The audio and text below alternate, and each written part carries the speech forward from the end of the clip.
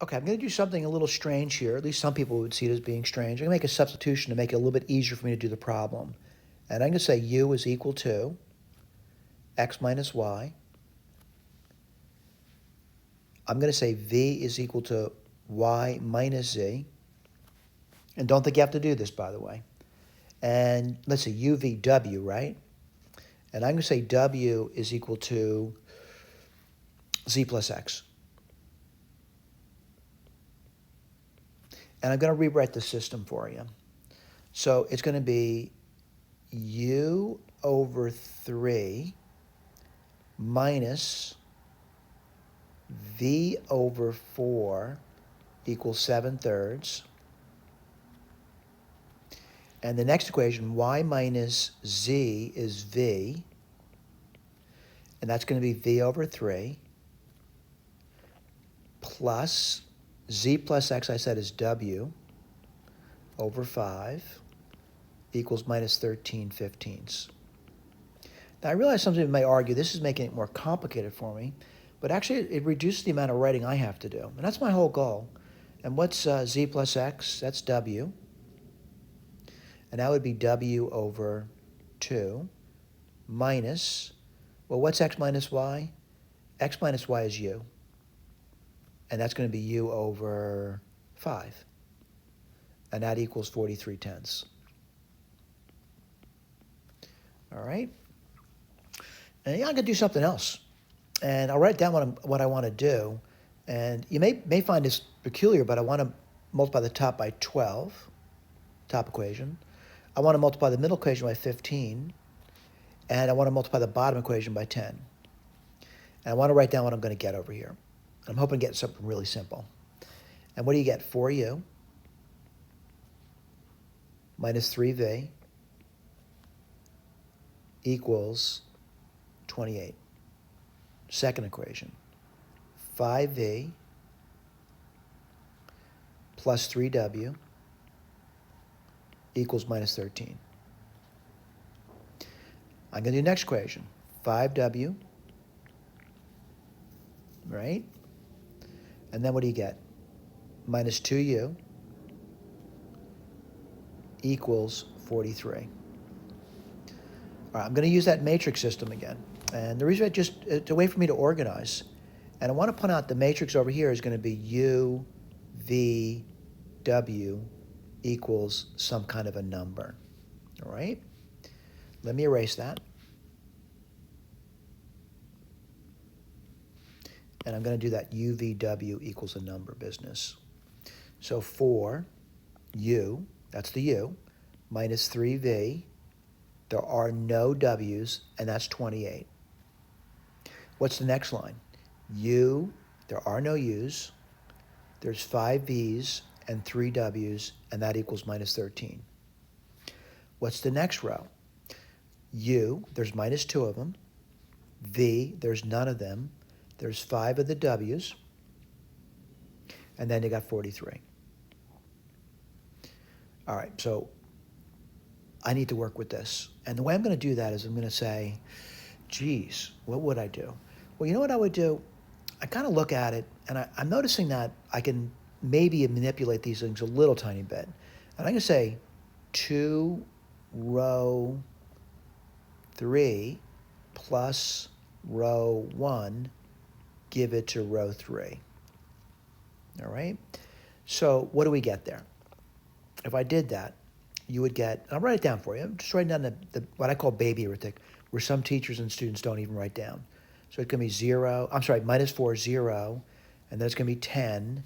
And, 2 times 43 is 86. And I said I was going to add it to row 1, which is 4 minus 3, 0, and 28. All right? Let's see what we get. You get 0, minus 3, 10, and this is going to give you what? 114. Right? Let me repeat what we did. Twice row 3, which would be minus 4, 0, 10, 86. I added row 1, which is 4 minus 3, 0, 28. And if I do that, you'd get 0, minus 3, 10, 114. I'm going to get my eraser out, and I'll write this down for you. And I'm going to write down row 3 now. I'm going to get my eraser, and I'm going to write down row 3. What's row 3? 0, minus 3, 10, 114. I'm also going to erase my baby arithmetic, and I want to do it again. And what I'm going to do now, I'm going to try to eliminate something. And I want to put out, this is the first thing I did. It's a work. I'm not saying it's not work. Second equation. Let's see what we're going to do. The second thing we want to do. Well, I'm going to say 3, row 2, plus, I'm going to do something different. And you've realized there's a variety of things you could do. Right? You just want to play around with a little bit. I'm going to say minus 10, and don't think these are unique. You can do many different things. Minus 10 row 2 plus 3 row 3, and I'm going to give it to row 3. People may wonder what I'm trying to do. I'm trying to get zeros. And let's write this down. 0, minus 50, minus 30, 130. And that's minus 10 row 2s. 0, minus 50, minus 30, 130. And now 3 row 3s. 0, minus 9, 30, and then 3 times 113, 114, 300, 330, 342. Yeah, I know it looks tough. Now repeat what we just did. 3 row 3s. 0, minus 9, 30, and 3 times 114 is 330, 342. All right, add them together, and you're going to get 0, minus 59, 0, 4, 7, 2. Get my eraser out, and I want to write that down. And where am I going to put that? Row 3, right over here.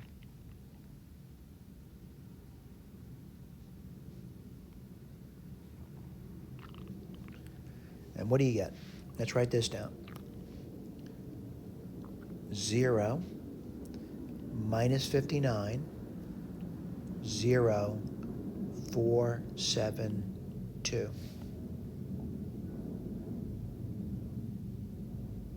Well, I'm going to get my baby arithmetic, erase it. Yep, it's work. And I'm looking at, what does that third row say to me? And I want to kind of remind you, because you might forget, this is U, V, W.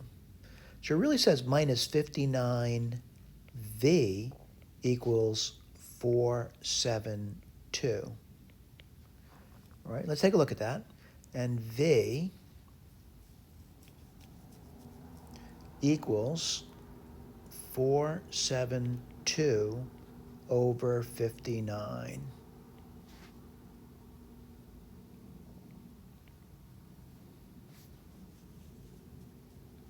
Let's take a look at that. All right, so I'm going to put that down for you. 59 into 472. Well, let's take a look. I'm going to say 8. Doesn't look too bad, does it? And 8 times 59, well, 400, 472. That's 0. Remainder. So what's V? It's minus 8. All right, let me get my eraser out. I'm kind of done with the baby arithmetic over here, too. And I know V is minus 8. Then the question is, can you use that to get other things? And you can. All right, so let's write down the second row. And by the way, this is important to me. I'm not saying it's an answer to our question. I'm just saying it's important I got the V. I want to do the next thing, which is that second row. What does it say? It says 5 V's. Well, 5 V's is minus 40. Plus 3 W's is minus 13. Well, that means 3W is going to be equal to 27. That means W is equal to 9. That's important to me. But I'm not saying it answers their question. I'm just saying it's important to me. Let's go to the first row. What do you get? 4U minus 3V's, that's 24. Oh, there's no W's. That's good news. And that equals 28. Well, that looks pretty simple to me. U would be equal to the number 1, and that's important to me. All right, so let's go back up here. And I realize someone says, oh my God, I got to go back up here now. Well, you know what? I really don't know what X, Y, and Z are, but I know U is 1. I'll write this down over here. I know V is minus 8. And I know W is 9. Then the big question comes is, what are you going to do with that? You're going to solve for X, Y, and Z now again. And let's take a look at that. Doesn't look that bad.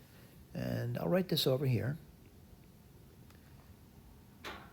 X equals 1 plus Y. And I'll say Y equals Z minus 8. And let's write this down. All right? As we can do it over here. And what do you get there? Let's see. Z plus X. What's X? It's 1 plus Y. So it's 1 plus Y. What's Y? Well, Y is Z minus 8. And that equals 9. So what do you get over there? 2 Z's minus 7 equals 9. Don't be alarmed. 2Z equals 16. Z equals 8. Got it. All right, now Z equals 8. What would Y equal? 0. Got it. All right. Now the question is, what would X equal? It's 1 plus Y, which is 1. All right. Now granted, you might say, I don't want to do it that way. There's a variety of ways of doing it. Don't think this is the only way of doing it. I just want to show you something different. Making a substitution, solving for U, V, and W, using that to get the X, Y, and Z. Now granted, there are other ways to do it. I want to claim here, probably what most students would do is just right from the get-go, write this in terms of X, Y's, and Z's. There's nothing wrong with that. It's still going to lead this over here. Just know there's options. All options are not equal. The option that you pursue is the best path for you. All right? I'm not saying this is the best path for me. We just want to show you different options of doing the problem. Thank you for paying attention.